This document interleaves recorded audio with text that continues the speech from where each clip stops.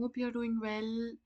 And we've already completed chapter 4, psychological disorders. Now we are on chapter 5, therapeutic approaches. And we're going to start with this chapter in this video.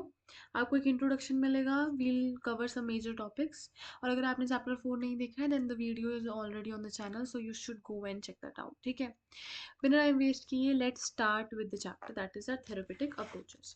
अब देखिए, therapeutic approaches अगर chapter को पढ़ने से पहले मैं आपको थोड़ा बहुत बताऊं तो साइकोथेरेपी क्या होती है. अभी आप चैप्टर 4 में पढ़कर आए हो कि साइकोलॉजिकल डिसऑर्डर्स क्या होता है. आपने देखा कि ठीक है, ऐसे ऐसे कॉजेज, ऐसे ऐसे रीजंस की वजह से ऐसे ऐसे डिसऑर्डर्स आ जाते हैं and this disorders need to be taken care of. Now as a psychology student आप उसकी केयर करोगे कैसे? How will you heal the person? How will you in in very precise words, how will you cure the person, how will you help the person? That is therapeutic approaches. So इसमें आप पढ़ने वाले हो कि कौन से approaches हैं, कौन सी साइकोथेरेपीज है, किस तरीके से दी जाती हैं और कैसे कैसे वो मेंटल डिसऑर्डर्स को क्योर करती है, हेल्प करती है. Right now after reading this chapter, एक सेकेंड. हाँ, तो after reading this chapter you will be able to know the basic nature and the process of psychotherapy. Psychotherapy का बेसिक नेचर क्या होता है, प्रोसेस क्या क्या होता है. Appreciate that there are different types of therapy for helping people. There is no one uniform, there are multiple types of therapies. ठीक है. Understand the use of psychological forms of intervention, कि कैसे आप psychological form of intervention कैसे होते हैं और कैसे वो इंटरवेंशन हेल्प करती हैं. Know how people with mental disorders can be rehabilitated, कि ऐसे जो लोग मेंटल डिसऑर्डर से सफर कर रहे हैं उनकी रिहेबिलिटेशन कैसे हो सकते हैं. Now starting with the chapter itself, आपका सबसे पहला जो टॉपिक आता है वो है nature and process of psychotherapy. अब इससे ऊपर अगर मैं आपको इंट्रोडक्शन के बारे में बताऊं तो इंट्रोडक्शन में मैंने आपको बता रखा है कि पिछले चैप्टर में आपने पढ़ा कि साइकोलॉजिकल डिसऑर्डर्स क्या होते हैं और distress, that how they are causing distress to the patient. In this chapter आप क्या पढ़ने वाले हो कि वेरियस थेरेपेटिक मेथड्स कौन से होते हैं जो साइकोथेरेपिस्ट यूज करते हैं उन पेशेंट्स को हेल्प करने में. डिफरेंट डिफरेंट टाइप्स की साइकोथेरेपी होती है. कुछ क्या किस पे बेस्ड होती है कि वो आप सेल्फ अंडरस्टैंडिंग ला पाए. The therapist tries to make the person understand himself. या फिर कुछ थेरेपीज मोर एक्शन ओरिएंटेड होती हैं. क्या होता है समझ आ जाएगा जैसे आप थेरेपीज पढ़ोगे, you able to relate to these lines. All approaches hinge on the basic issue of helping the patient overcome his or her debilitating condition. Debilitating word आप पिछले चैप्टर में पढ़ के आए हो.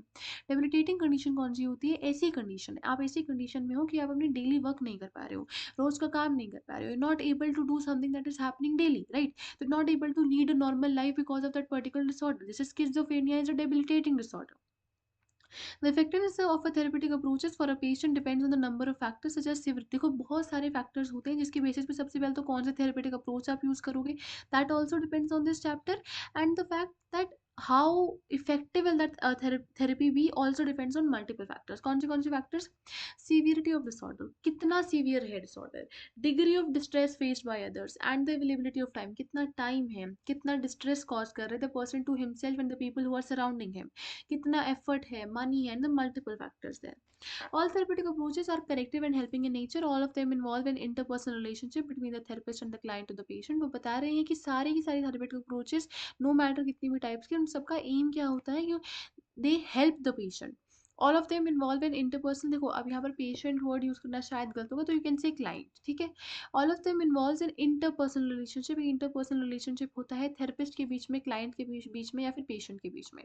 सम of them are directive in nature. Directive in nature मतलब वो आपको डायरेक्ट करते हैं दैट हाउ द देखो डायरेक्टिव नेचर में क्या होगा, कुछ थेरेपी जैसे psychodynamic is directive nature. The psychologist directs the person. The psychologist directs the person to how to cure himself. Non directive क्या होती है that psychologist help the psychotherapist help the person to cure himself. क्या होता है अगर अब नहीं भी समझा तो कोई बात नहीं, we want to discuss this extensively in this chapter itself. And some are non directive such as person oriented. Non directive कौन सी होगी, वो उसकी ओरिएंटेशन किस पे होगी, उसकी ओरिएंटेशन क्लाइंट के ऊपर होगी. क्लाइंट को हम हेल्प कर रहे हैं, वो अपनी प्रॉब्लम्स खुद सॉल्व करेगा. डायरेक्टिव हम उसकी प्रॉब्लम सॉल्व कर रहे हैं. अभी के लिए आप ये मान सकते हैं. In this chapter, we will briefly discuss some of the major forms of psychotherapy. Now, starting with it, officially जो आप कह सकते हो चैप्टर है, अगर हम उसको स्टार्ट करें तो आपके पास आता है nature and process of psychotherapy. Right. There is nature and process of psychotherapy. अब nature and process of psychotherapy में क्या है, psychotherapy is a voluntary relationship. एक वॉलंटरी रिलेशनशिप है जो क्लाइंट और थेरेपिस्ट के बीच में बनता है। Is a voluntary relationship. दोनों, they both are willing to get help and they both are voluntarily coming into this relationship.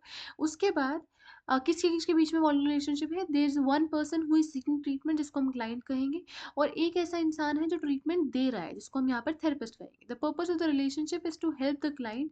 Purpose क्या है कि आप क्लाइंट को हेल्प कर सको ताकि वो अपनी प्रॉब्लम, साइकोलॉजिकल प्रॉब्लम्स को सॉल्व कर पाए जो वो फेस कर रहा है।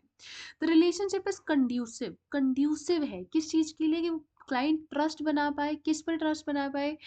थेरेपिस्ट पे ट्रस्ट बना पाए। द द द एनवायरनमेंट जिसमें क्लाइंट बैठ रहा है वो कंड्यूसिव होना चाहिए। इस तरीके से कंड्यूसिव होना चाहिए कि क्लाइंट अपने थेरेपिस्ट को अपनी प्रॉब्लम्स बता पाए, वो फ्रीली डिस्कस कर पाए। प्राइड और प्रेजुडिस एग्जिस्ट नहीं करना चाहिए। सो दैट द प्रॉब्लम में freely discuss. Psychotherapies aim at changing the maladaptive behaviour. Aim क्या है?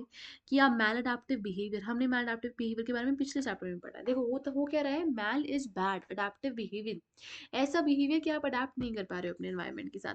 Decreasing the sense of personal distress. जो पर्सनल डिस्ट्रेस में वो पर्सन है उसको आप डिक्रीज कर रहे हो। Helping the client to adapt better to his or her environment.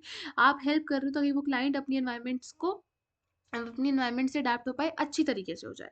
In educate marital occupational and social adjustment. Inadequate marital occupational and social adjustment. आपकी मैरिड लाइफ अच्छी नहीं चल रही है, आपका वर्क लाइफ बैलेंस एग्जिस्ट नहीं कर रहा है, your social circle is not good. तो it also helps adjusting those factors require that major changes be made in individual's personal environment। Individual के पर्सनल एनवायरनमेंट में मेजर चेंजेस की ज़रूरत होती है। Now all psychotherapy approaches